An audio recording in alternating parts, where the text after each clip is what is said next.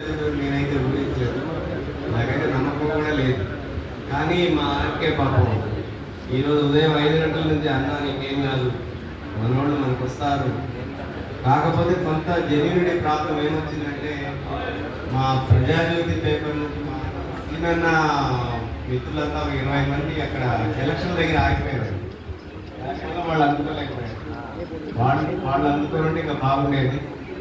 అలానే ఎక్కడెక్కడ ఎలక్షన్ ఉన్నాయో అక్కడ ఆగిపోయారు. కాకపోతే రాష్ట్ర కమిటీ మనకి ఇచ్చిన డేట్ల ప్రకారం మనం చేయక తప్పలేదు, ఈ సభ నిర్వహించక తప్పలేదు. అయినా సరే నా మీద కానీ, మా ఆర్కే మీద కానీ, మా నగేష్ మీద కానీ నమ్మకంతో ఇంతమంది వచ్చారు, మా సీనల్ మీద కానీ ఇంతమంది ఇక్కడ హాజరై ఒక బలం అనేది, మన బలం అనేది మా చక్రవర్తి అనేవాడు ఒంటరివాడు కాదు, మేము ఉన్నామని మీరంతా ఇచ్చిన రాష్ట్ర కమిటీకి ఇచ్చిన ధైర్యాన్ని నేను ఎప్పుడు నా గుండెల్లో కృతజ్ఞతాపూర్వకంగానే పెట్టుకుంటాను. ఎప్పుడు కూడా దాని పరిధి దాటి ప్రవర్తించరు. కాబట్టి మిత్రులారా, మీలో ఒక్కడే సామాన్యుడే, అది గుర్తించండి. మనకు అవతల్లాగా అంగరంగ వైభోగాలు అవసరం లేదు. మన పని మనం చేసుకుంటూ పోదాం. మనంతా if you okay I'm okay, live and let live. నువ్వు బాగుంటే నేను బాగుంటా, నువ్వు బతుకు నన్ను బతుకు అనే పాలసీయే. ఎవరిని మనం డిస్టర్బ్ చేసేది లేదు. దయచేసి ఇక్కడ జరిగినవి ఇక్కడే మర్చిపోండి. రేపటి నుంచి మన పని అంతా నిర్మాణాత్మకంగా ఉండాలి.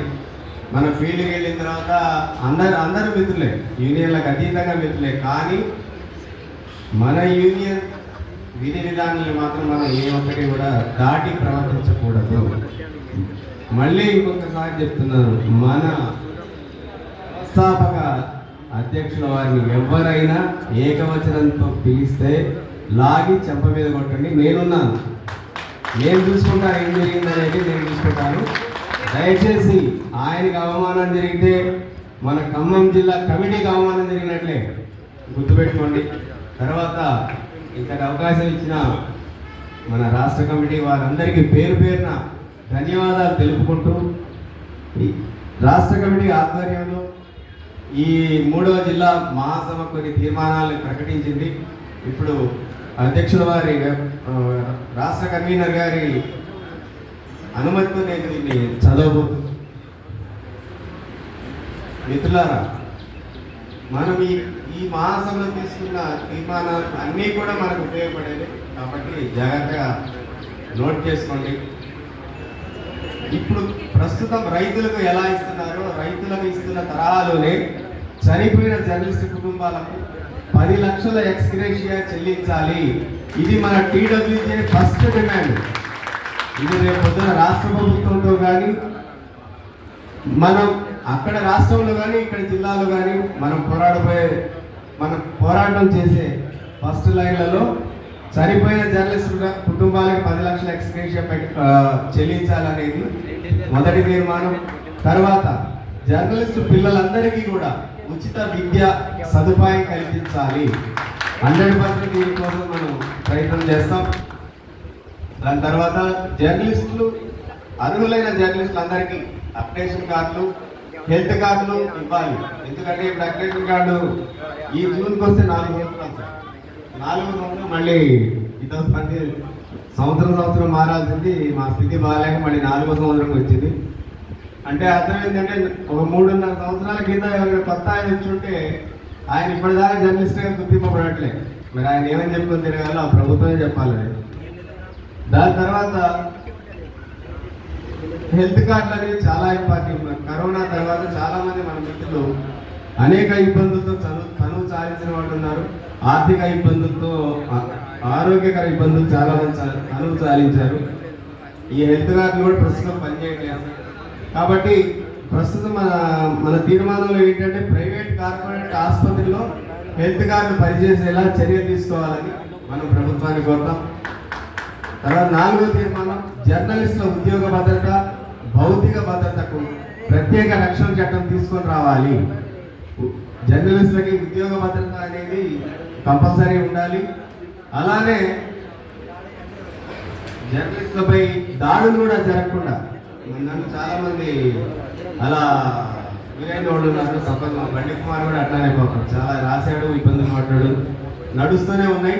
వాటన్నిటి కూడా వ్యతిరేకంగా ఒక జర్నలిస్టుల ఉద్యోగ భద్రత, భౌతిక భద్రతకు ప్రత్యేక రక్షణ చట్టం తీసుకురావాలని కమిటీ తీర్మానించింది.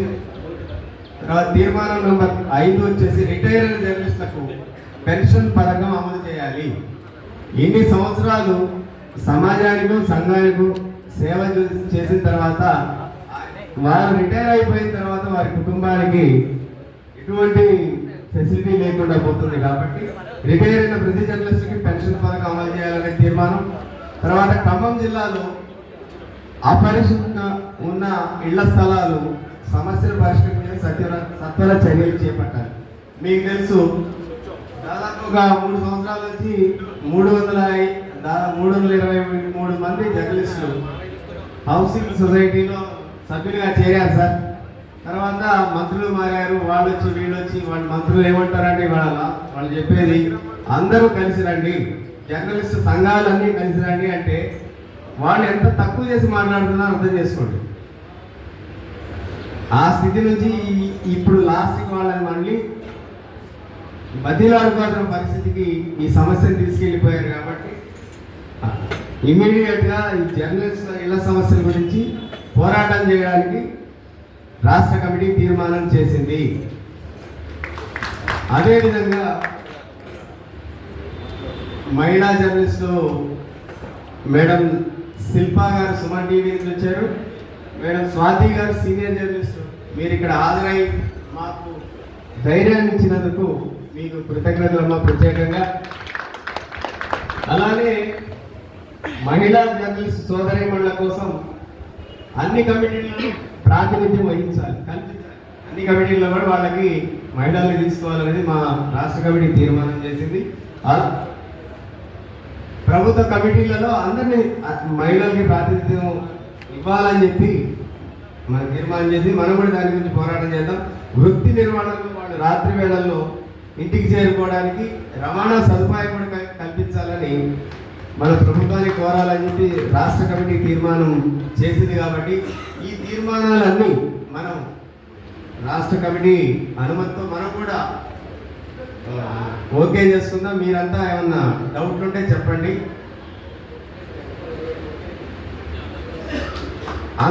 ఈ తీర్మానాలు మీ అందరి సపోర్ట్లతో మన రాష్ట్ర కమిటీకి అంగీకారం జరుగుతామని కోరుకుంటున్నాను మిత్రులారా. Thank you sir, thank you very much.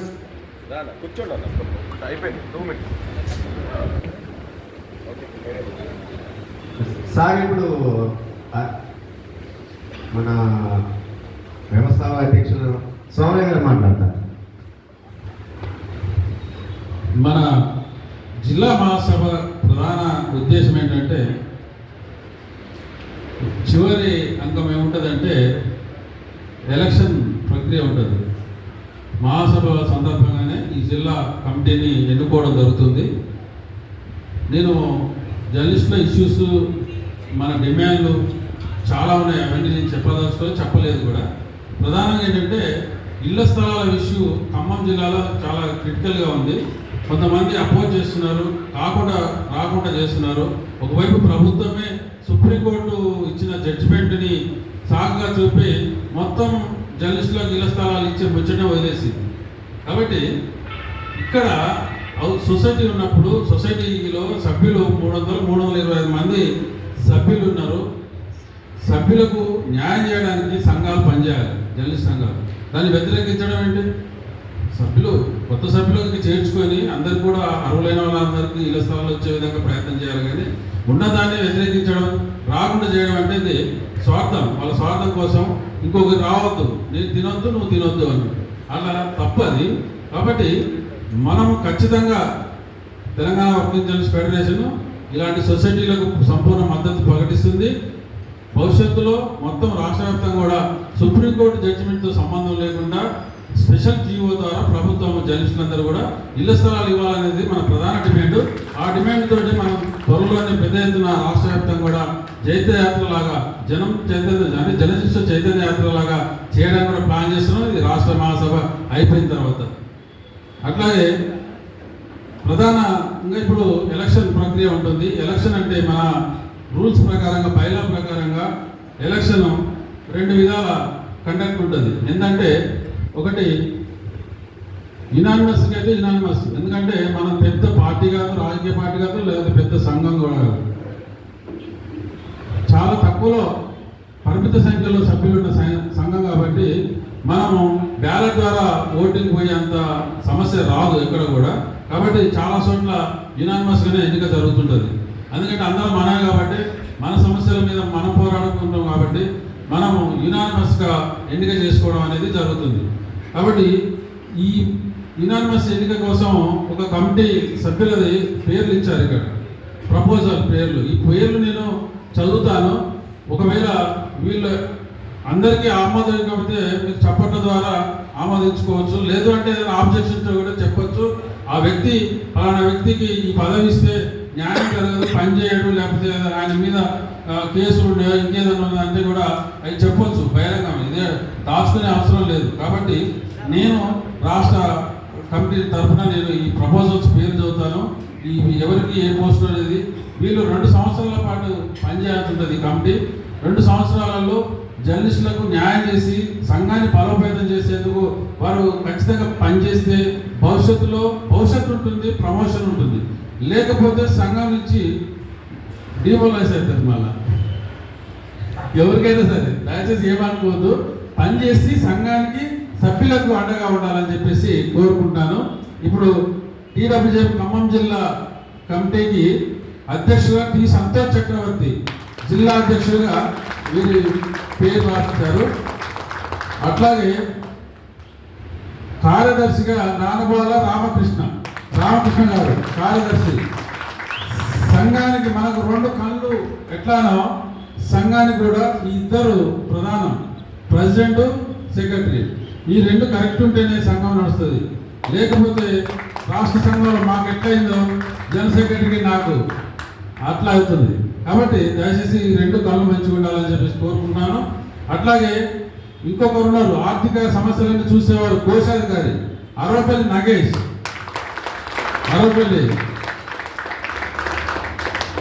గారు కోశాధికారి. వారు కూడా ముఖ్యమే. వీళ్ళిద్దరు సమన్వయం చేసుకొని ఆర్థిక విషయాలు సంఘానికి రూపాయి ఉన్నా సరే అది లెక్క చెప్పే బాధ్యత వారి మీద ఉంటుంది. అకౌంట్స్ అన్ని వారు చూసుకోవాలి. అట్లాగే ఉపాధ్యక్షులు ఆంతోడు శ్రీనివాస్, ఇంకొక ఉపాధ్యక్షుడు మందడం మనోహర్,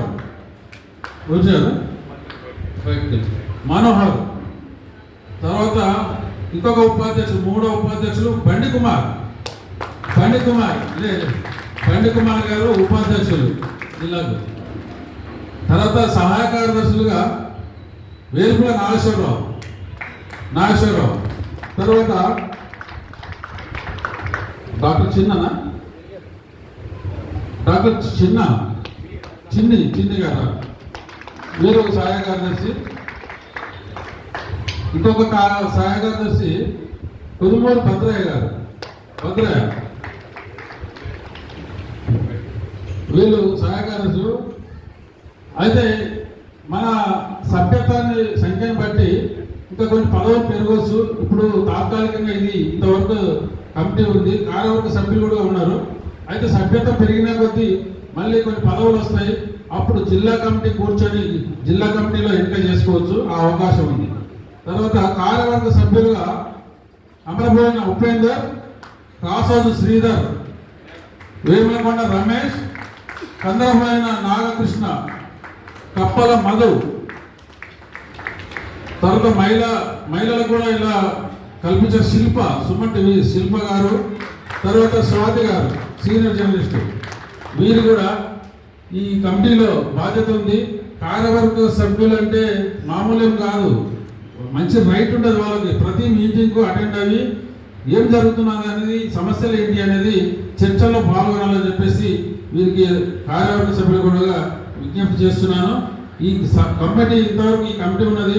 నెక్స్ట్ భవిష్యత్తులో సంఖ్య పెరిగిన కొద్దీ మిగతా వారికి కూడా అవకాశాలు వస్తాయి. కాబట్టి ఇప్పటివరకు ఈ కమిటీని మేము రాష్ట్ర కమిటీ తరఫున ఆమోదిస్తున్నాం. మీరందరూ కూడా ఆమోదిస్తే చప్పట్ల ద్వారా ఒకసారి ఆమోదించండి. మేము దీన్ని అంగీకరిస్తున్నాం.